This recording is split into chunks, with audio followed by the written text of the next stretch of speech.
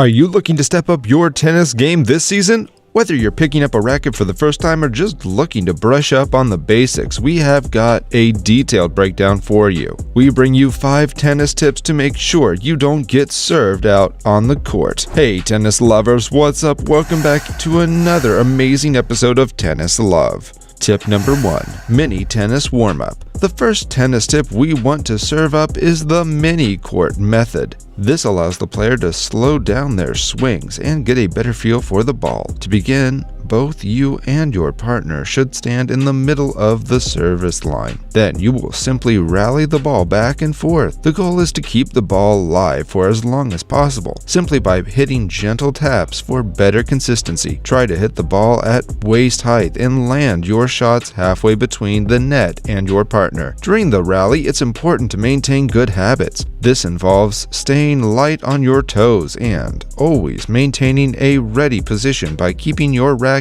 in front of you. Once you and your partner hit 15 to 20 balls back and forth, you're ready to take the racket back to the baseline. Tip number 2. How to hold a tennis racket. In tennis, there are 3 main ways to hold a racket: Western, Eastern, and Continental grips. There is no single grip that is right for everyone, and many players use grip variations. Most players naturally hold the tennis racket in an Eastern forehand grip. Many tennis pros like Roger Federer use this grip. For an Eastern grip, take your dominant hand and place the index knuckle on the 3rd bevel, in line with the string face. The backhand can be tricky because most players will change their grip slightly. If you have an Eastern forehand grip, then most likely your backhand will change to a Continental grip. For the Continental grip, simply shift the index finger of your dominant hand to the 2nd bevel and hold the handle as if you're shaking someone's hand. Tip number 3.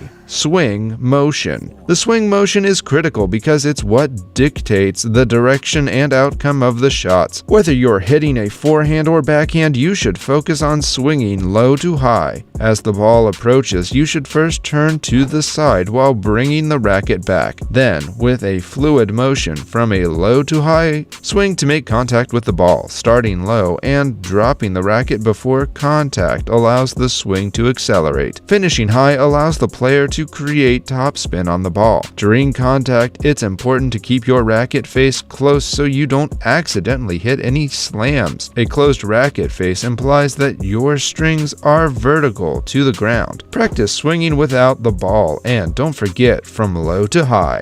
Tip number 4. Footwork. For players just starting out, one of the most difficult techniques of tennis is footwork. Unfortunately, it doesn't matter if you were born with Federer's talent. If you're not in position to hit the ball, you won't have much success. Every tennis shot you encounter will never be the same. But here are some footwork tennis tips to help you prepare for the return shot. Stay on your toes. Don't get caught flat-footed. Staying on your toes will allow you to be more dynamic and explosive to chase down the ball. Don't get too close. Most beginners have a tendency of getting too close to the ball, which results in hitting with a bent elbow. To understand how far you should be from the ball, extend your arm while pointing the head of the racket away from you. Ideally, you want to position yourself to hit with a straight arm. Use stutter steps. While you're running and approaching the ball, you should slow yourself down by incorporating quick and small steps. This will help the player get into the perfect position to hit the ball. If there is one player that does this better than anyone, it would be the king of clay,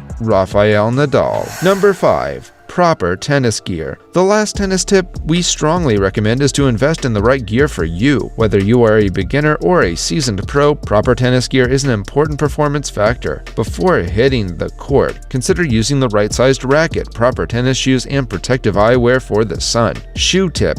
Many beginners also tend to wear their running shoes on the court. However, running shoes are not recommended because they don't offer the necessary ankle support a tennis player needs. In fact, they can increase the chances of spraining an ankle. Tennis shoes are designed for lateral movements and provide better stability for your ankles, which helps players avoid injury. Eyewear tip. Last but not least, sunglasses can help protect players' eyes from harmful rays that reflect off the ground on the court. A good pair of sunglasses can help reduce glare and give more contrast to the ball, making it pop. For more information on how to pick the right sunglasses. So guys, this was all about today's video. Share as much as you can. That really motivates us to create more content for you guys. With this, we end our video. Hope you liked the video.